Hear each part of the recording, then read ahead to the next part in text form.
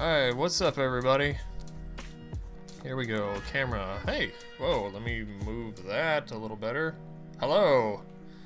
And welcome to the Press Continue podcast live stream. Today, of course, is Tuesday at 9 o'clock. So I am streaming Magic the Gathering, where I always talk about different commander decks, and I go through my deck tech.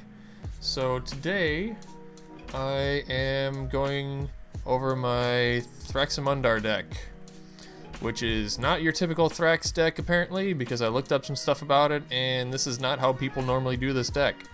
So Thraximundar, God, I wish the lighting in here was a little better. His deal is, he is a hasty 6/6, and when, I don't even know what it does. Haste 6/6. Whenever Thraximundar attacks, defending player sacrifices a creature. When a player sacrifices a creature, I can put a +1/+1 counter on Thraximundar. So he gets real big real fast. He does cost 7, being blue, black, and red. So this is literally one of my most complicated decks to play. So the turns always take me a little bit extra time, but I have a ton of fun with this deck because it brings back one of my old school tactics that I used to do. So let's put him in the corner and make sure the chat is working. Chat lines are open. Hello Harry, thanks for joining me again. Which Harry, I'm working on something for you because you have been tuning into my streams and been one of my most loyal followers lately. So I am working on something special for you that I'm trying to bring to the shop in the next couple of weekends for you, because you know I always go on Saturday. So see, it pays to watch. So thanks again for showing up, Harry. So, alright, as usual, we're going to go through some land. And we got, okay, so this deck has the most foils that I have in it. I think it has 54 foils in this deck. And I have some special foils, like, for example, foil lands were always my thing. And this is a Urza's Saga foil island, which I think was only a Judge promo, and this was like, the set didn't even have foils, so this was kind of a cool thing to have. So I have 1, 2, 3, 4, 5, 6, 7, 8, 9, 10, 11 foil islands. Put them to the side. Then we got some swamps. Of course, everybody knows about, you know, when I win, I do the little thingamajigger with it. We got 1, 2, 3, 4, 5, 6, 7, 8, 9, 10 swamps. Most of them foil. Here's another one of those Judge promos, or foil promo cards. I love the way that they foiled out these kind of cards. They were always like extra shiny, and they look awesome. So we got 1, 2, 3, 4, 5, 6, 7 mountains. Red's not as important in this deck. We got some non-basic lands, of course. For the any color, we got Reflecting Pool, which this card always used to screw me in the old days, because I would get a Reflecting Pool out early, and then I would get some colorless mana out, and Reflecting Pool, of course, only makes colors. So it's tap, add to your mana pool 1 mana of any type of land you control can produce. Add to your mana pool 1 mana of any type that any. So, okay. I guess now this is even better than it used to be in the old days, because back then the types of mana were only colored mana. You could not make colorless mana with this if you had colorless lands. But so many times I would have just Reflecting Pool in play and nothing else, and like a bunch of green mana dorks in my hand, and I couldn't do anything. So this card, I hate it, but I love it. My special edition alternate art command tower. Gotta love that. I get so many compliments on that all the time. We have a Is It Guildgate? comes in the battlefield tapped. It makes blue or red. Makes blue or red here on a Swiftwater Cliffs. Comes into play tapped. I gain a life. And Tainted Peak. All the Tainted lands are pretty awesome. You can tap it to add 1 colorless mana to your mana pool, or tap it to add black or red to my mana pool. But you can only do that if you control a swamp. Well, again, you noticed I had a lot of swamps in this deck. So these are some of my favorite dual color lands. And all the tainted ones are black and the other color. So they're kind of hard to find. I had trouble finding these. And, I mean, they're worth a couple bucks.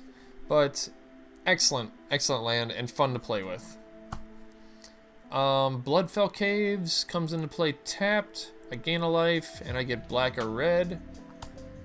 Then we got a Dismal Backwater. Dismal Backwater comes into play tapped. I gain a life, and I get blue or black. Foreboding Ruins. Foreboding Ruins enters the battlefield. You may reveal a swamp or mountain card from your hand. If you don't, it comes into play tapped, and it makes black or red. Bojuka Bog. This is a graveyard recursion deck.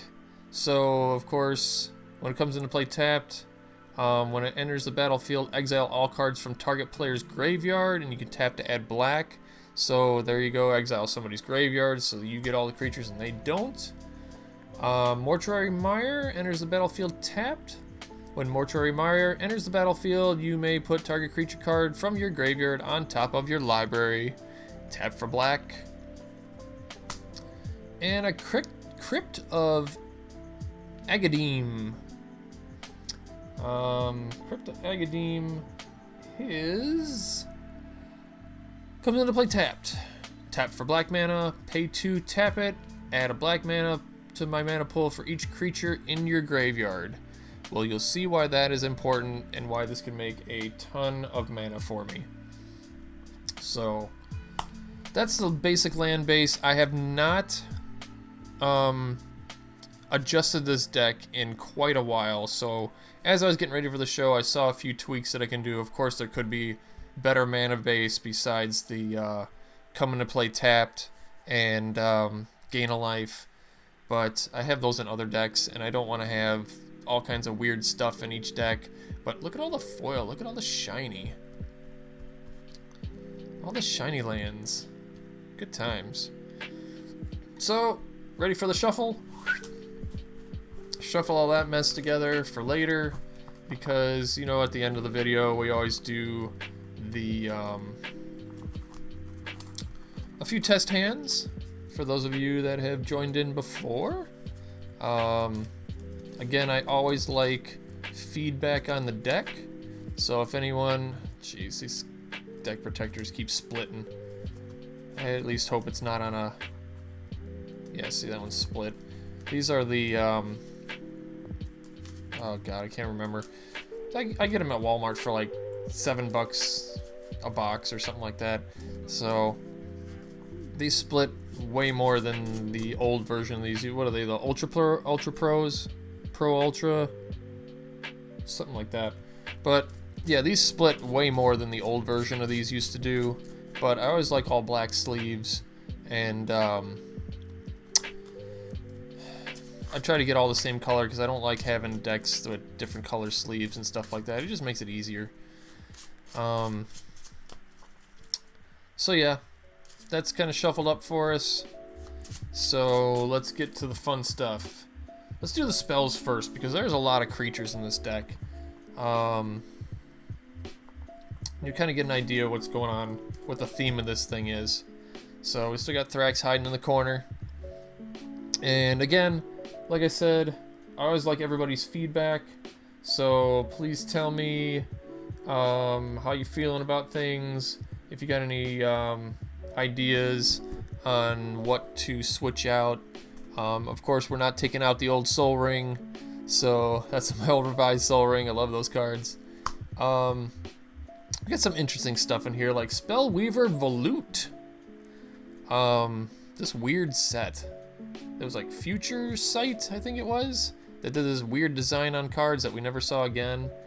But this is like the most unique card I've seen in Magic. Okay, you ready for this?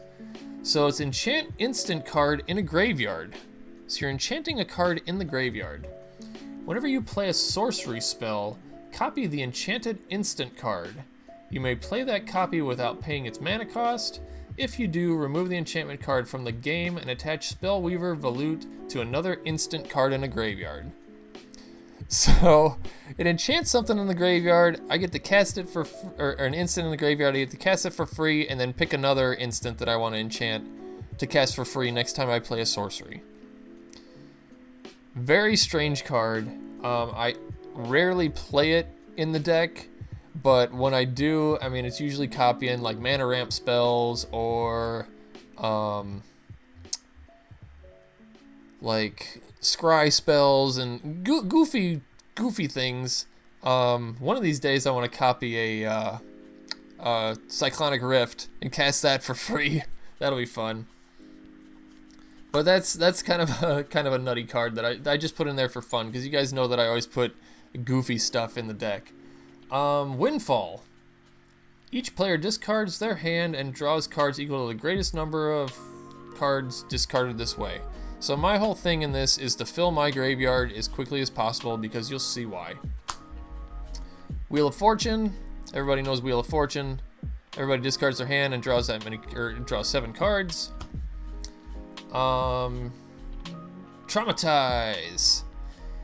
Target player puts the top half of their library, rounded down, into their graveyard. I traumatize myself, because I want that graveyard full. Cyclonic Rift. Once got a Cyclonic Rift with that card. With this card? That's a good pack. So yeah, traumatize myself, which everybody's always like, what the heck are you doing? But fill my graveyard. Key to the City. This is one of those interesting cards that has actually won the game for me, and I was surprised, because I don't think it's a very powerful card, but making a creature unblockable can get interesting. So you tap it, discard a card. Up to 1 target creature can't be blocked this turn. Whenever Key to the City becomes untapped, you may pay 2 if you do draw a card. So it's card draw, it's also discard to fill my graveyard with what I want. It's a pretty interesting card. Here's some power. Altar of Dementia. Sacrifice a creature. Target player puts a number of cards equal to the sacrificed creature's power from the top of his or her library into his or her graveyard. So it's a sack creatures to it to deck someone. There's the short of it. I will usually deck myself, but I have decked someone by sacking 1 creature, and I decked them for 160 cards. You will see how this deck gets way out of hand, because I had 168 creature on the board, and I sacked it, and he was out of the game. Grave Pact. Whenever any creature I control is put in the graveyard, each other player sacks a creature. How can you go wrong with a Grave Pact, especially when it's teamed up with a Black Market? Black Market, whenever a creature is put in the graveyard from play, put a charge counter on Black Market. At the beginning of your pre-combat main phase, add black to your mana pool for each charge counter on Black Market. So those together easily makes a ton of mana for me on my next turn. Goblin Bombardment, one of my all-time favorite cards. One of these days I'm going to get this in foil. Sack a creature. Goblin Bombardment deals 1 damage to target creature or player. Again, good sack outlets for damage. Fade Away. Very interesting card. I used to play these in duels all the time, and I would empty people's boards. I don't care if I'm sacking my own stuff to this, but what it does is for each creature, that creature's controller pays 1 mana or sacrifices a permanent. A permanent, I said! So you're making them sack lands to keep creatures, you're making them sack enchantments to keep creatures, or you're making them sack creatures. Great removal spell for blue. Speaking of removal, Chandra's Ignition. Target creature I control deals damage equal to its power to each other creature and each opponent. Opponents only. So I can sack a creature, bled out, explode, and kill everything except the creature that I'm picking. Wait. Deals damage equal to its power to each other creature and each opponent. So it blows up, I keep the biggest creature on the board, and all my opponents take a ton of damage? Man, that's even better than I remembered it being. Victimize. So I'm filling that graveyard, so I will get some of it back. Choose 2 target creature cards in my graveyard. Sacrifice a creature. If you do, put 2 chosen creatures into play tapped. Preordain. Scry 2 and draw a card. I love scrying. Everyone knows I love scrying. My foil Fling. Again, one of my favorite cards of all time. I've won so many matches because of Fling. As an additional cost to Fling, sack a creature. Fling deals damage equal to the sacrificed creature's power to target creature or player. So I usually blast somebody in the face. Now here's 2 of the big cards in the deck right here. This is what really makes the whole thing work. Is Living Death and Twilight's Call. So Living Death, set aside all creature cards in all graveyards, then put each creature that is in play into an owner's graveyard. Then put each creature card set aside that way into play under its owner's control. Such crazy wording to this. Let me put it in the English. So what we're doing is we're basically taking all creatures in play. The sound is ahead of the video. Well, let me check something.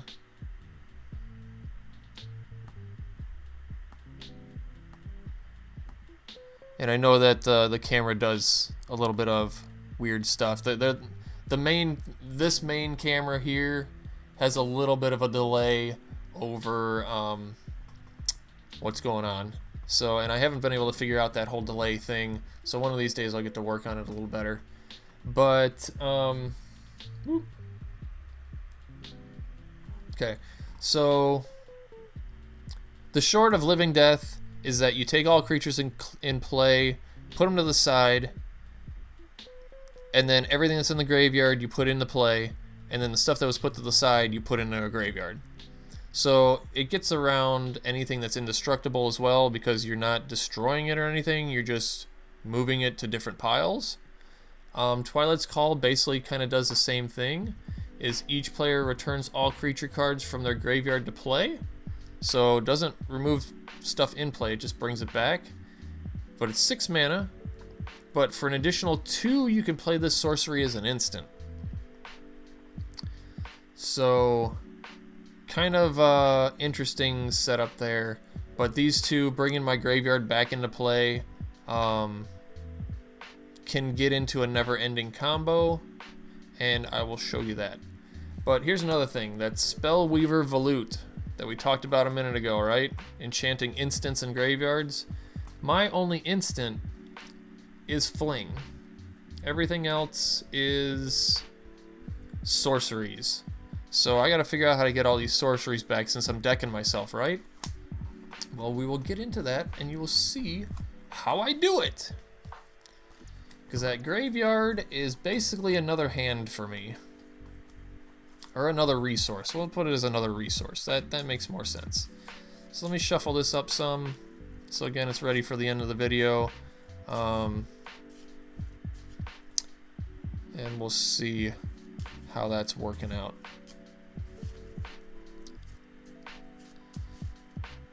So I'll try to pause a little more when I reveal cards. To try to get the video to sync up better, and let me know if that works a little better as far as syncing things up. So we'll put that to the side. Another thing, you notice that I had a lot of sacrifice things, which of course sync up with Thraximundar's ability of sacrificing creatures, putting +1/+1 counters on Thrax. So let's get into these all kinds of creatures I got here. So like I said, it's all about getting creatures into play that will get my spells back. So how do I do that? Well, I do that with Archaeomancer?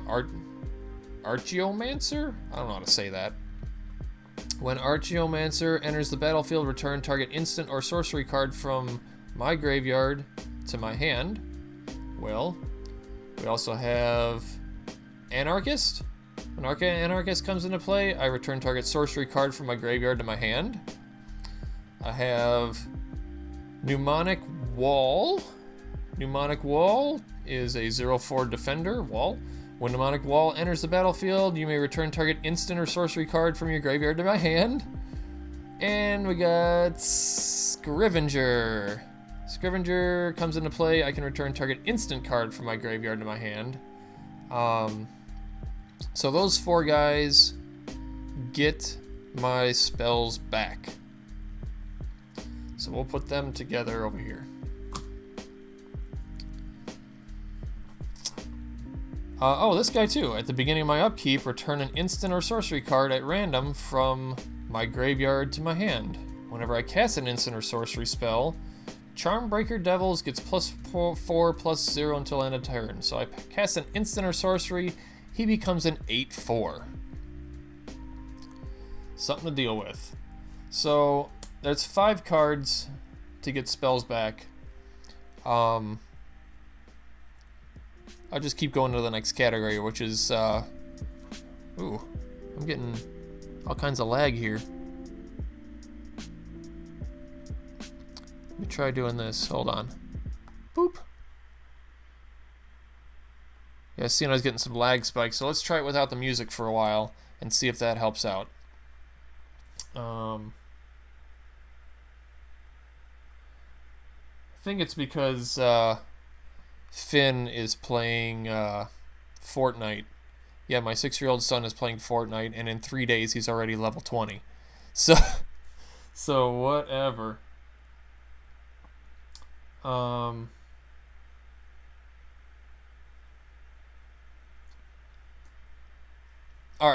so we have Priest of Gix. When Priest of Gix comes into play, add 3 black mana to my mana pool.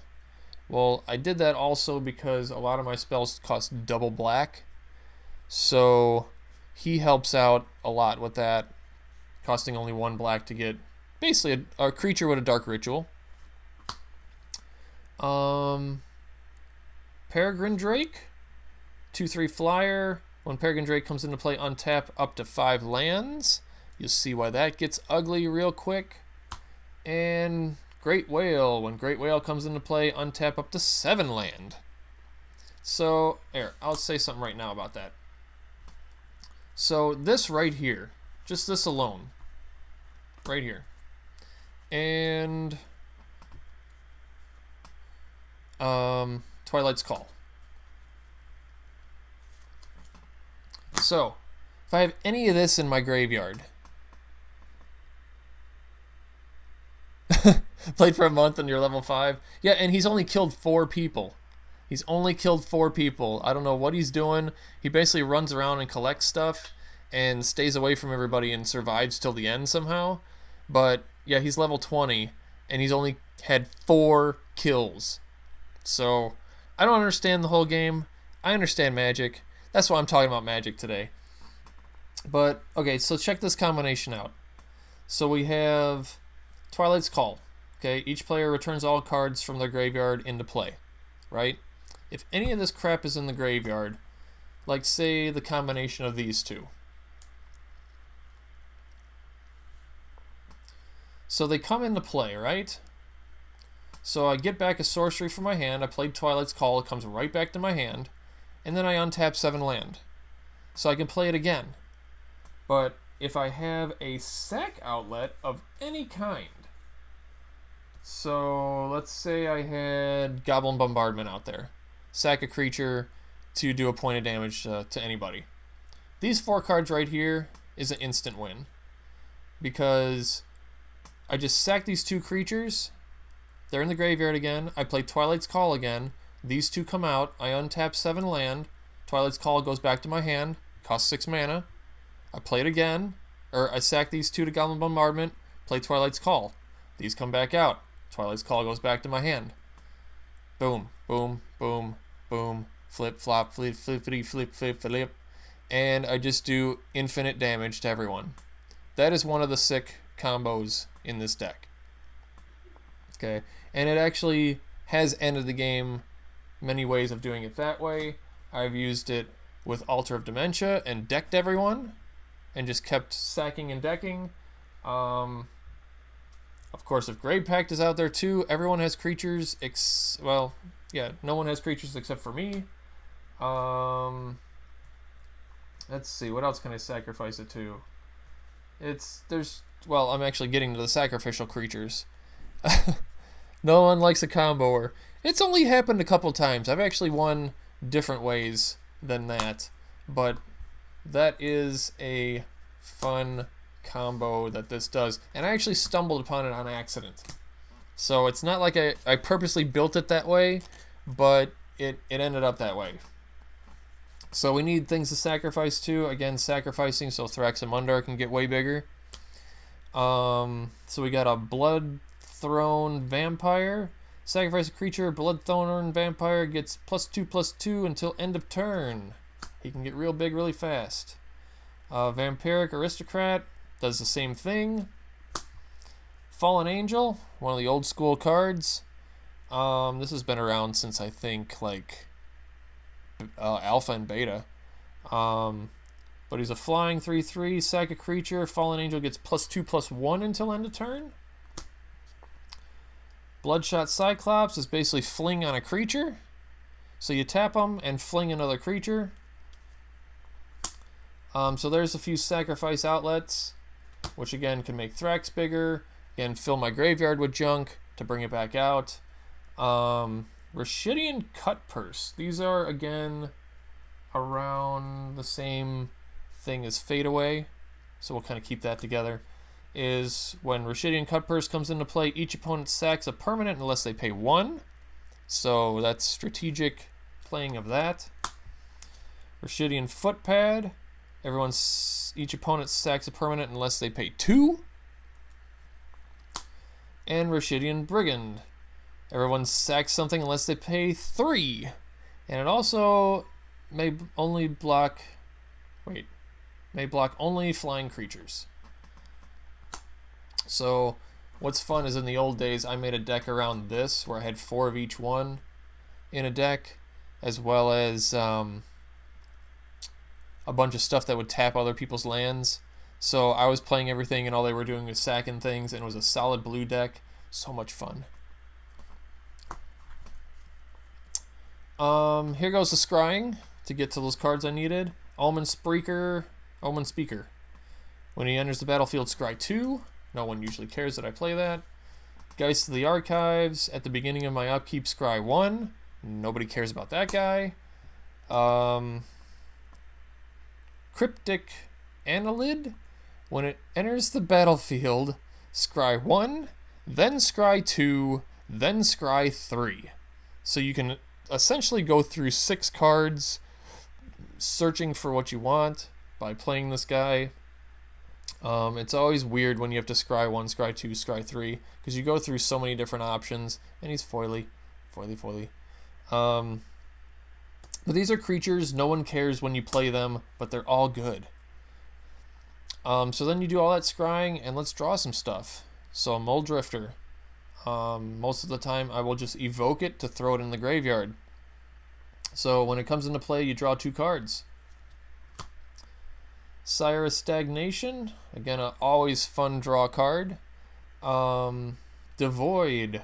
Whenever a land enters the battlefield under an opponent's control, that player exiles the top 2 cards of their library, and I draw 2 cards. So again, great if I'm working on decking someone, which is usually what I try to do with people that have life gain decks, or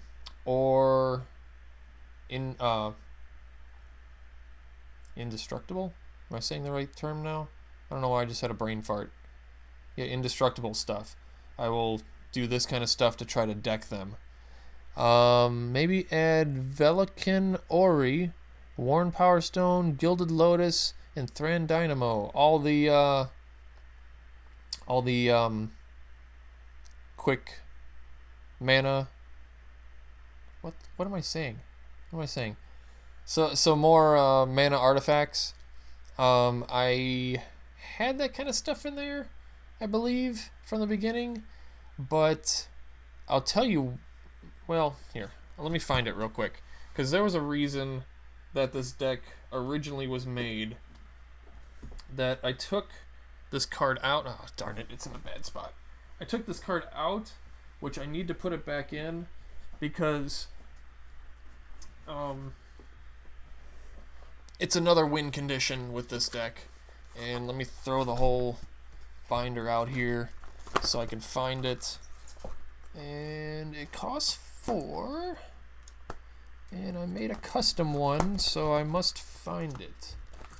Where is it? Searching, searching, searching. There it is. We'll put that to the side for a second. And I will show you what the whole deal was with this deck originally.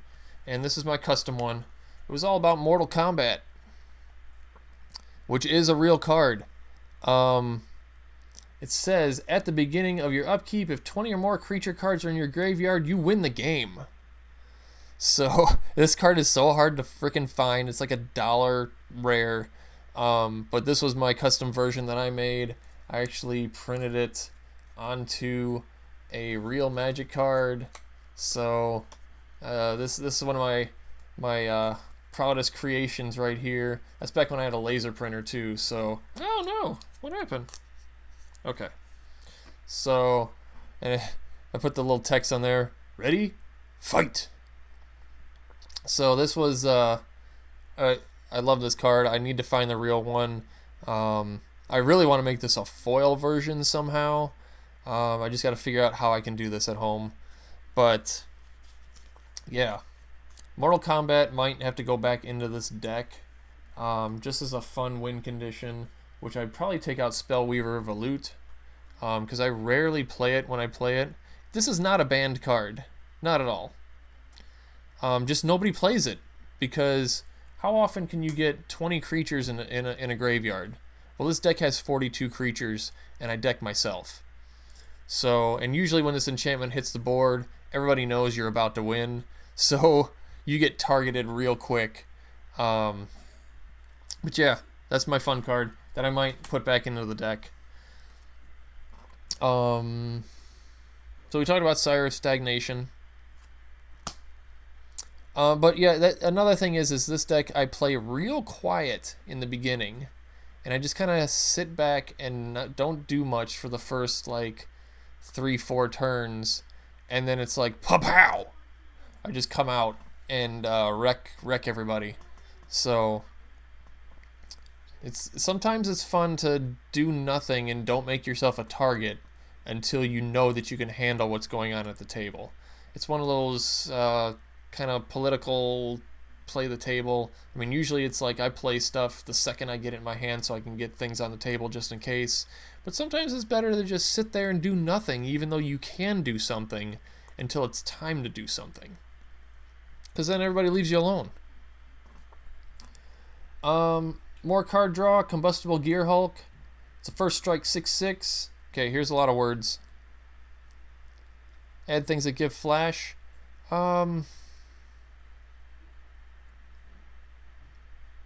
Yeah, but what gives flash? That's not white. That's the color combination. You can't. I don't think there is much to give flash, except for the blue card called Flash, which lets you play a card as an instant and it costs, or play a creature as an instant and it costs 2 less to play it, which is a 2-mana spell. When Combustible Gear Hulk enters the battlefield, target opponent may have you draw 3 cards. If that player doesn't, put the top 3 cards of your library into the graveyard. Then Combustible Gear Hulk deals damage to that player equal to the total converted mana cost of those cards. Everybody lets you draw 3. Aura Thief. This is a fun foil. It's a 2/2 flyer. When Aura Thief is put in the graveyard from play, I gain control of all enchantments. So besides controlling the creature board, I am also stealing all the enchantments, and because there's really, in black, blue, red, there really isn't any enchantment destruction, so I'll just take them. Llanowar... God, these words. Lawan Celifid Empress. This I found recently, and I just decided to throw it in there. When Lawan Celifid Empress comes into play, return all blue creatures your opponents control to their owner's hands. Your opponents can't play blue creature spells. So I just shut blue creatures out of the game. Until he's dead, of course. That also makes it whenever I bring everything back from the graveyard, if blue creatures do come into play, they just bounce back to their hand. So, you know, I think you're the only person I know that plays with curses, but yes, I would basically be cursing myself. Anger. 2/2 haste. As long as Anger's in the graveyard, and I control a mountain, creatures I control have haste. So again, all my junk's coming out. I can attack the turn it happens, and sack it all off again. Fortune Thief. About the only morph creature that I see worth playing ever. Damage that would reduce my life total to less than 1 reduces it to 1 instead. Morphs for 2 red. This guy, and I wish I had Ali from Cairo, but it's way too expensive, and that's from Arabian Nights. Ali from Cairo basically did the same thing and only costs 3 mana. Super powerful card. Wish I had one, but never could get one. And never will, because it's too much money. Champions of Stray Souls. So for 5 mana, I sacrifice X other creatures, return X target creature cards from your graveyard to the battlefield. And for 7 mana, I put Champion of Stray Souls on top of my library from my graveyard. So this is basically a living death on a stick. So that works for me. Sacrificing stuff off to kick up Thraximundar's power, to attack the heck out of somebody, kill them with commander damage, whatever. Magus of the Mirror, just for fun. Creatures that sack themselves are always good too. Sacrifice Magus of the Mirror, exchange life totals with target opponent. Play this ability only during my upkeep. So, good times. Tree of Perdition, took me forever to find this freaking card. Exchange target opponent's life total with Tree of Perdition's toughness. So this is another one of those good ones where if I'm on a life gain versus a life gain deck, I have a way to knock them back down to killable. But also, again, if I am tapping this, giving them 13 life, and then sacrificing it to something, and then living deathing it with haste because Anger's in my graveyard, I can do it again, make everybody at 13 life real quick, except for me, of course, and wreck town. Singer Aerocrat, this I was questioning myself, why the heck is this in there? Singer Aerocrat is always one of those flavor cards that I've had forever in a lot of black decks. But when it comes into play, put 3/0/1 black surf creature tokens into the battlefield. If this dies, so do all my surf tokens. So what I did with this, and the reason why it's still in there, is because if he dies, I am sacrificing... Oh, exile the surf tokens. They're exiling. They're not even dying. It just gives me 4 things to sack off. Is kind of the deal with that. 4 things to sack off to what? Why am I sacking things?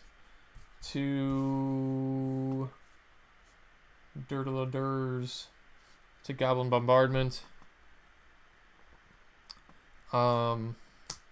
It's not that great. It might have to be replaced by something. Jeering Homunculus. When Jeering Homunculus enters the battlefield, you may goad target creature. Goad, of course, makes that creature have to attack someone except for me.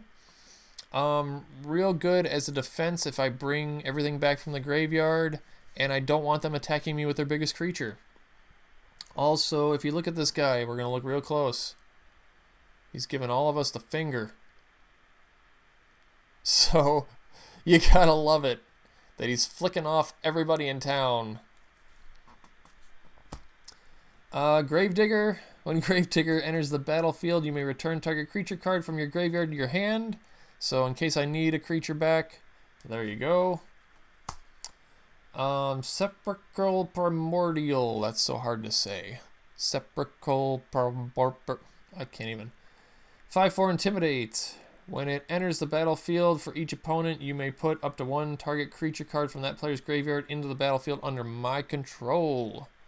So again, ways to get things, random ways to get things back, and this is fun. Fleet Swallower. I almost fell over. Somebody gave me this card for free. They were really nice to me. When a Fleet Swallower attacks, target player puts the top half of his or her library rounded up in their graveyard. So it's another Traumatize. Again, I can attack one person and have someone else traumatized. So usually I will attack someone, traumatize myself, and bring it all back. Crazy creatures in this deck, right? Just got a bunch of randomness that works together. Blood Artist. When another creature dies, target player loses 1 life and you gain 1 life. There's this Elephant Cutthroat that does the same thing. And a Falcon Wrath Noble that does the same thing. So those end up doing a ton of damage because I'm sacking everything off constantly. Well, that's another thing. Is like, because where is he? Singer Aerocrat gives me 4 creatures to sack off to any of these guys as well that deal with sacrificing creatures to power up. It's come in handy before.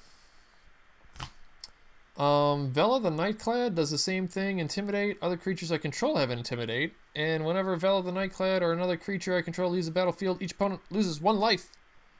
Losing those lives because I am killing my stuff. Okay, here's some other power-ups. Basically, Thrax ability on other creatures. Having Ghoul Vampire. When he deals combat damage to a player, put a +1/+1 counter on it. When another creature dies, put a +1/+1 counter on Heaven Ghoul Vampire. So just dies, doesn't have to sacrifice, just die. Obnixilis, the Unshackled, Flying Trample 4/4. When an opponent searches his or her library, that player sacrifices a creature and loses 10 life. So good luck searching your deck. Fetch lands, shuts those off. Any mana ramp type stuff shuts all that off. So all kinds of fun stuff that he does for me, thank you. And whenever a creature dies, put a +1/+1 counter on him. So powering himself up as well. Let me check something. Alright, we're good. So all good stuff there. Harvester of Souls. 5/5 Death Touch. When another non-token creature dies, I can draw a card. So thank you for drawing cards. Gavany Unhallowed. When another creature I control dies, put a +1/+1 counter on Gavany Unhallowed. So a lot of stuff when creatures die, I get power-ups. And this guy, Stalking Vengeance, this has made me win games before. Whenever another creature I control dies, it deals damage equal to its power to target player. And you ready for this? Boom! Hamlet Back Goliath. When another creature enters the battlefield, I may put X +1/+1 counters on Hamlet Back Goliath, where X is that creature's power. That is the guy that I got up to 168 because I Living Deathed, Hamlet Goliath came in, and he got power-ups from all these 4 players worth of creatures coming into play, and I had already traumatized myself, and he got real big really fast, and I flinged him, so somebody took... No. I sacrificed him to where is it? To the Altar Dimension to deck someone for 168 cards, and then when he died, I dealt that much damage to a player as well. So I took out 2 people in one shot, and then just straight up attacked the third person, and that was game over. So weird combinations in this deck that I freaking love. It's such a fun deck.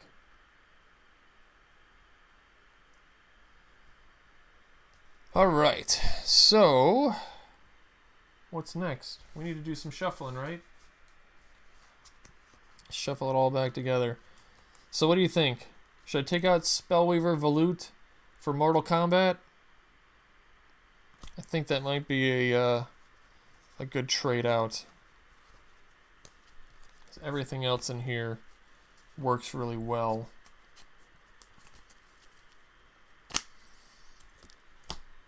I don't know, we'll leave it in there for now, and because that is such a very situational card, Mortal Kombat, with having 20 creatures in the graveyard.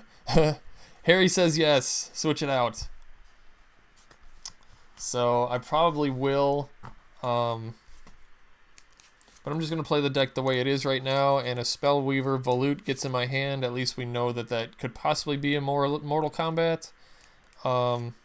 But honestly, for 5 mana, I have rarely played this thing, because I have so many other ways to get my instants back, and people won't have any good instants in their graveyard for me to even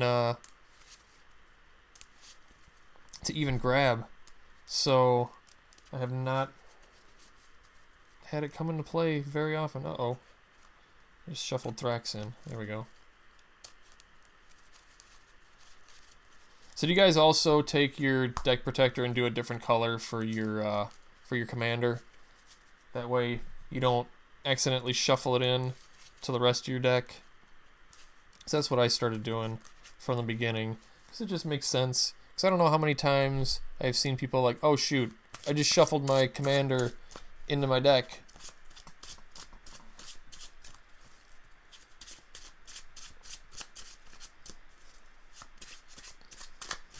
Alright, some quick shuffling. Let's try getting some shuffling music going. See if this thing wants to cooperate again, or see if it kills my internet.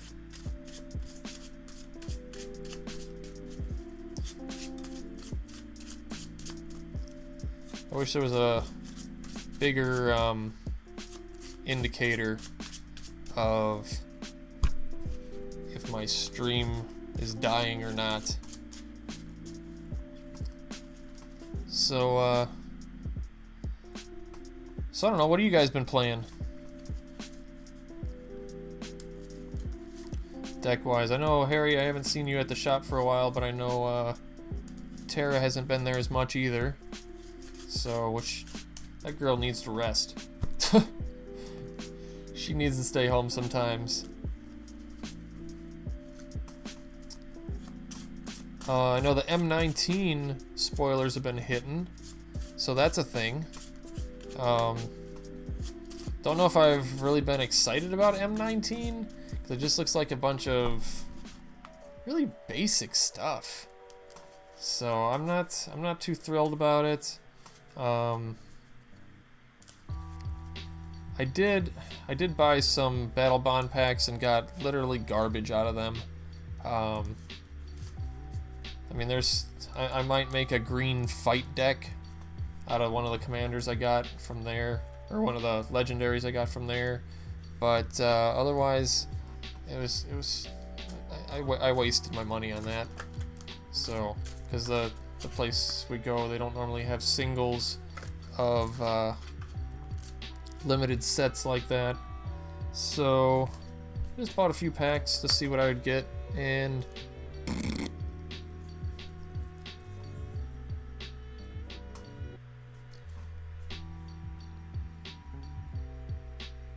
okay, killing the music because I'm getting lag. She just doesn't have weekend work anymore. She's not gonna work on the weekends anymore. That's gonna suck because I'll never see her.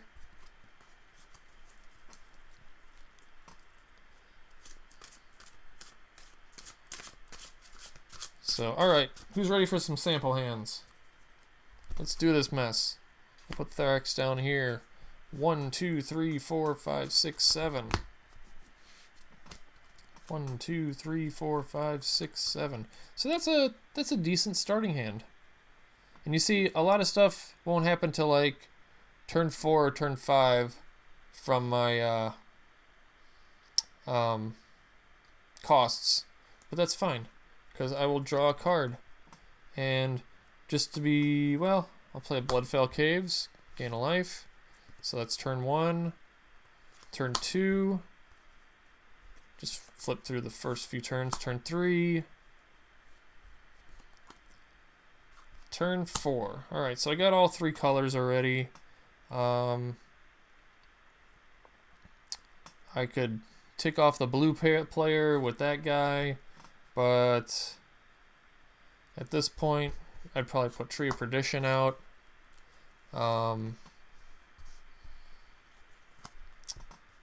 And I'm getting mana hosed already. Bounce all the blue creatures. Just make some protection. Let me adjust the focus here for a second.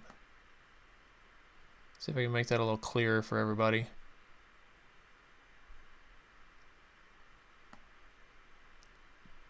It's kind of hard to see exactly what I'm doing there, the way this thing is set up.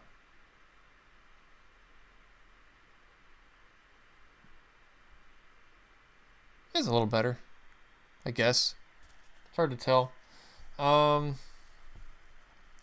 1, 2, 3, 4, 5, 6. Draw. Playing Anger. Again, just getting some basic protection out there at this point. Tap land. 1, 2, 3, 4, 5, 6. Now at this point, I could Tree of Perdition someone, Gravedigger, get Tree of Perdition back. I mean, I could have did that a couple turns ago. Put somebody at 13 already.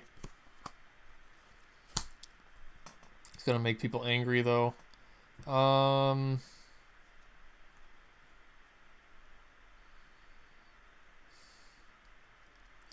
2, 3, 4, 5. So Peregrine Drake.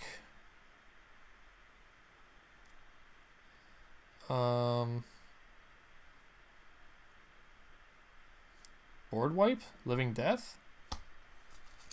So just wipe the board. Because it doesn't matter, because I can get all that back. So that was a way to wipe the board, because it was getting a little out of control. And yeah, this deck is just strange to play by itself. You really got to react to what other people are doing.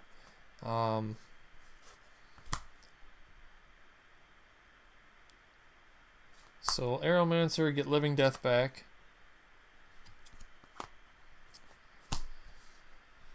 Man, where's the land? 1, 2, 3, 4, 5, 6, 7. So at this point, if I Living Death,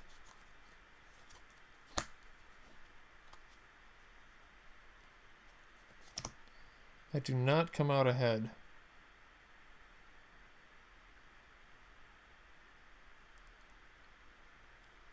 Well, I can control the game what's going on, because if I Living Death right now, right, go into the graveyard, all this comes back, I untap 5 land, and then I can play an Anarchist to get Living Death back. Once did a Tree of Perdition combo with Anger. Yeah, man, that's the... I mean, Anger is a big key to this deck too, and you know, again, I'm filling that graveyard with a bunch of stuff, so blah, blah, blah, blah. See, right now I'm missing a sack outlet. If I had a sack outlet, then I would be set.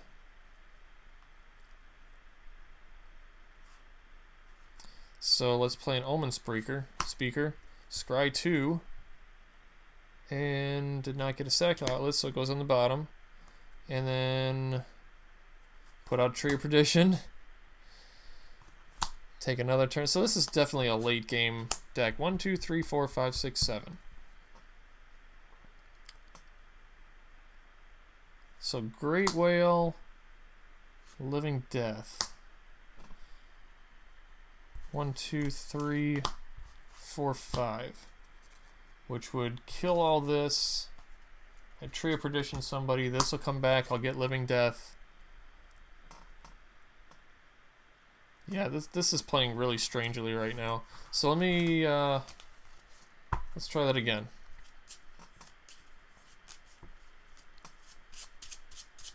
Yeah, Tree of Perdition, I think. I mean, of course they have it with what is that? Pyrophilahemia or whatever that is, where you have the fear of 13. So if somebody has 13, if everybody has 13 life or something like that, the game ends and you win, or something that revolves around the number 13, which I always thought was a really strange combination and strange way that they made it so you can win. But the word means the fear of the number 13. And that's one of the things they did with Tree of Perdition. There's also a green tree that does kind of that same thing. That revolves around the number 13. The green one lets you exchange your life total with the toughness, which is 13. So it's kind of a strange combination of things, but all revolving around 13, which was way too much work to do, so I'm like, screw that. 1, 2, 3, 4, 5, 6, 7. Let's try another hand. 1, 2, 3, 4, 5, 6, 7. So we got all the key parts again. Holy crap, we got basically the same freaking hand. So let's see. Draw the first card. Play an island. Second card. Play an island. Third card. Play an island. Oh boy. Fourth card. Play an island. Why am I getting so mana hosed here? Fifth card. Bounce all blue creatures.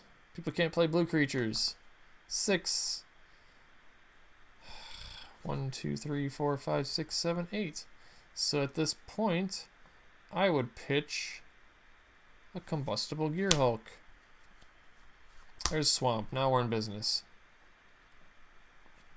So we play a Peregrine Drake, and we can play a Tree of Perdition.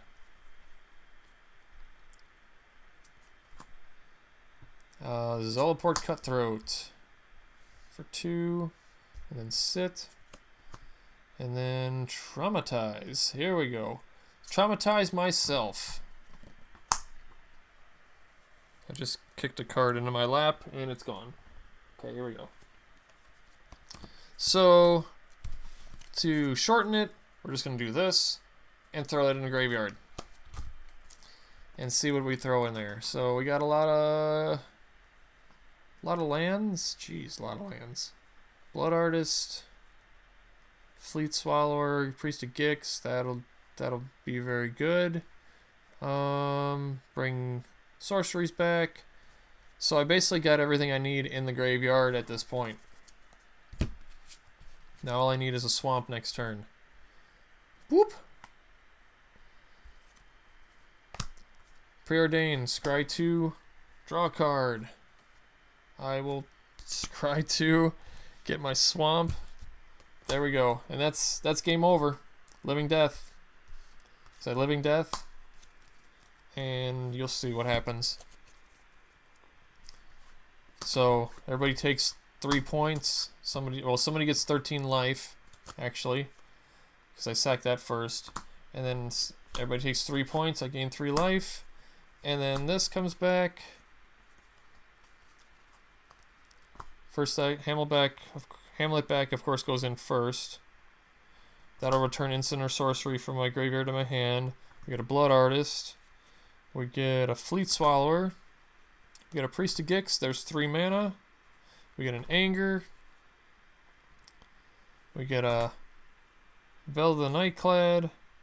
We get a Fortune Thief. We get a Falcon thing. We got another sorcery back. We get a creature back to my hand. We get a Sire of Stagnation. We get a Geist of Archives, who the hell cares? Everybody sacks a creature sacks a creature or a permanent unless they pay 3. Then I draw 3 cards or not. And of course, Living Death went back to my hand. I also get another sorcery or instant, so I will grab. I'll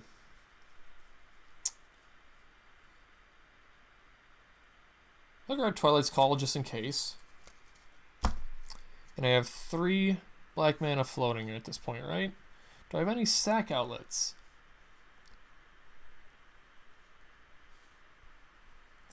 Any sack outlets? Traumatized already.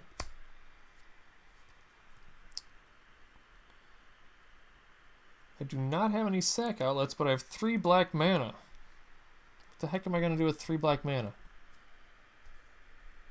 Absolutely nothing, right?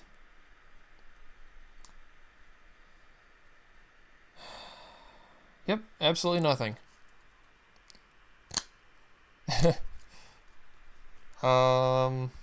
Untap, draw, get another swamp, which at this point I'm okay with. I do not have any red mana still, which is very disappointing. Where are all my sack outlets? Jesus. It's really messed up. So, 1, 2, 3, 4, 5.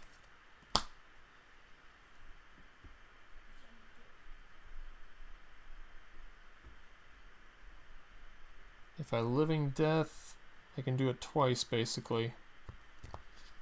Yeah, because of what's in my graveyard, I can Living Death twice, which at that point would do 1, 2, 3, 4, 5, 6, 7, 8, 9, 10, 11, 12, 13, 14, 24 points of damage times 3, times 2. Yeah, I got Blood Artist right here. And then when I flip them because of Living Death, see, all this will go away because I have both of these out here. So, I have all 3 of these. So 2 people are dead, or 1 person's dead and a half. Then I get these back out, which untaps 5 land. Living Death again. I'll get Living Death back into my hand when all this comes back out again. And then I could have had 1, 2, 3, 4, 5, yep. And 2 more, because I had 2 extra, so I can Living Death again to do it again. And then this comes back out again, and then I can Living Death again to do it again. So I just Living Death like 4 times in 1 turn. So I'm living, and they're dead. So you kind of see how that works. It's a really interesting deck, and like I said, I do have to think a lot when I play it, because there gets to be so many interactions of cards and so many back and forth things that it gets kind of gross. And I just have to think through a lot of what's happening. So yes, and Blood Artist was in there. All those, everything that basically every time a creature dies, you lose a life and I gain a life, or you lose a life, are in there, because it's a lot of killing things and bringing them back. So, all right, I'll see you, Harry. Thanks for tuning in again. Tomorrow at 9 o'clock, me and Ashley are going to be playing some games Wednesday and Thursday. So tune in for that one. So yeah, that's what I got going on there. Phone is completely dead, so I can't tell what's going on. I don't even know what time it is. So let's see. I don't know. I think I'm gonna end there today. I was gonna show some other stuff of like some deck ideas that I had rolling around in my head. But I guess I could save that for another week. So let's go back to full screen. Hey. So yeah, as always, make sure you follow me. Tell your friends. Tell them to follow me as well. I appreciate any support and feedback, and please chat with me because I want to talk to you guys because I run out of stuff to say. So give me things to talk about, and tune in next time where the gaming never ends as long as you press continue. Good night.